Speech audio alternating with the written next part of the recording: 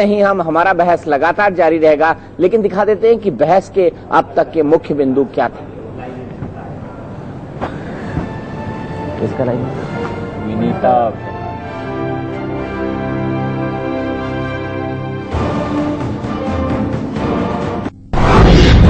इस चंद्र ग्रहण को देखने में कोई नुकसान नहीं है। मैंने मुद्दा रखा था कि क्या मैं अपना भोजन करूं, यानी चंद्र ग्रहण शुरू हो चुका है, मुझे अपना भोजन करना चाहिए या नहीं। एक डब्बा घर से लेकर आया हूं, दिखा रहा हूं, मेरे सामने तमाम तर्कशास्त्री हैं, मेरे सामने वैज्ञानिक हैं, मेरे सामने ज्योतिषाचार्य हैं। सबसे पहले मैं पूछूंगा तान्या से, तान्या इस डब्बे को मुझे खाना चाहिए? बिल्कुल नहीं खाना चाहिए। क्यों? क्योंकि आपके डाइजेस्टिव सिस्टम पे इफेक्ट कर सकता है, आपके मानसिक स्थिति पे इफेक्ट कर सकता है, और अभी तक हम कर ही रहे हैं। और जब मैं ये कह रही हूँ कि जब ज्योतिष, जब वैज्ञानिक अपनी मतलब भाई हो गए, अपने साइंटिस्ट भाई लोगों की बातें नहीं मान रहे, तो हमारी तो क्या मानेंगे? ऐसी चीजें प्रूफ कर दिया, ऐसी चीजें दिखा दी हैं जो उन और साइंटिस्ट ने प्रूफ की हैं, जब वही नहीं मान रहे तो हमारी क्या मानेंगे? वो तो चलिए मानो, शाम मानो जी भोजन करेंगे मेरे साथ आप? बिल्कुल करेंगे, कोई परिणाम होता नहीं है। अगर वो होता तो पूरी दुनिया में हमसे ज्यादा अच्छे ढंग से जांचने वाले लोग हैं इस क्षेत्र में। खगोल शास्त्र का विकास इतना हो चुका है कि हम चांद पर जाकर वापस आए हैं।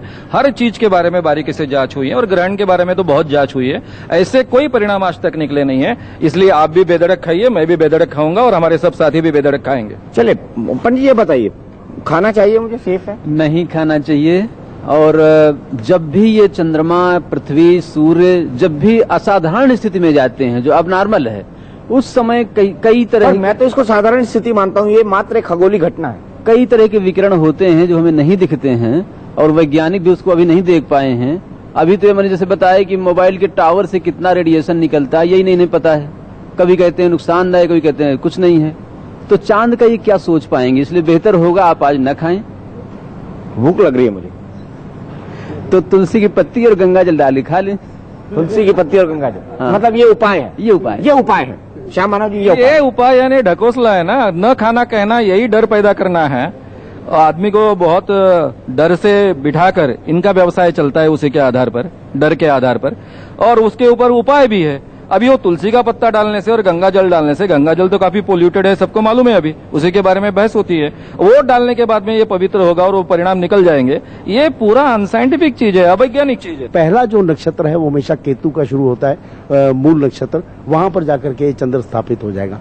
अब एक बात आपने बार बार चीजों की जो पूछी है, आप बार बार पूछ रहे हैं खाना खाऊं कि नहीं खाऊं। नहीं, डब्बा सामने रखा है, भूख मैं उसका एक जवाब दे देता हूं अगर आप सुनना चाहें तो। कि देखिए ऐसा है, जो मैंने आपको पहले भी शुरुआती दौर पर मैंने आपसे कहा था कि 3 शरीर होते हैं, आपका स्थूल, सूक्ष्म और कारण शरीर है। स्थूल शरीर में आप जो मर्जी खाइए, आपको कोई इफेक्ट उसका नहीं होने वाला है, और ना उसके ऊपर कोई ऐसा कोई अपंगता आएगी या आपका शरीर खराब हो जाएगा। लेकिन जो आपका कारण शरीर है, क्योंकि जब ग्रहण आता है तो हमारे शास्त्रों की मान्यता भी है, क्योंकि मैं भी एक वेदांगी आदमी हूँ, वेदों को पढ़ता हूँ, वेदों में विश्वास रखता हूँ, तो मेरा ये मानना है कि जिस समय भी ग्रहण लगता है उस समय आपका अवचेतन मन जो है वो जागृत हो सकता है, सबकॉन्शियस माइंड जो है वो उसके अंदर की पावर बढ़ सकती है।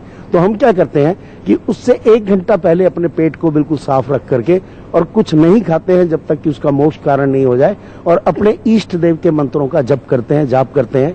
क्योंकि जो दुनिया है वो साउंड और वाइब्रेशन से बनी है, क्योंकि जब तक वो साउंड और वाइब्रेशंस नहीं होंगी तब तक ये हमारी जो 5 इंद्रियां जो बाहर दिखाई दे रही हैं वो जागृत नहीं होती हैं। ये एक अध्यात्म की बात है, स्पिरिचुअलिटी की बात है, अवचेतन मन को जागृत करने की बात है, और ये मन की बात है जो दिखता नहीं है, अदृश्य है, ये इनटेंजिबल है, ये टेंजिबल नहीं है। मून जो हमारे ऊपर रेज भेजती है वो टेंजिबल रेज हैं, इनटेंजिबल जो रेज हैं वो हमारे अंतर मन के पास जो स्पर्श नहीं हो सकती हैं, वो हमारे मन की बात है, वो भावना की बात भी नहीं है। मन और भावना में बहुत ज्यादा अंतर होता है। लेकिन जहां तक मन का ताल्लुक है, मन एक बहुत ही सूक्ष्म अवस्था की आत्मा का एक अंश होता है, जिसके जो हमारी मानसिकताओं को डिसाइड करता है। एक बहुत बड़ा विज्ञान, बहुत बड़ा ज्ञान है, वैज्ञानिक विज्ञान कहूंगा तो फिर ये उसका प्रूफ मांगेंगे, लेकिन उसका कोई प्रूफ नहीं होता, उसको स्पर्श नहीं किया जा सकता है, उसको केवल महसूस किया जा सकता है। और महसूस करने के लिए आपके पास कृष्ण जी चाहिए, जो अर्जुन को वो आंखें दे जिससे वो देख पाए, राइट? ना तो हमारे में से कोई अर्जुन है, ना हमारे में से कोई कृष्ण है। या फिर एक रामकृष्ण परमहंस चाहिए, जो विवेकानंद जी जैसे बलिष्ठ व्यक्ति का अंगूठे पर अंगूठा रख करके उसको 3.25 घंटे तक अचेत कर दें, या तो उस तरह की आध्यात्मिक शक्ति चाहिए इनको समझाने के लिए।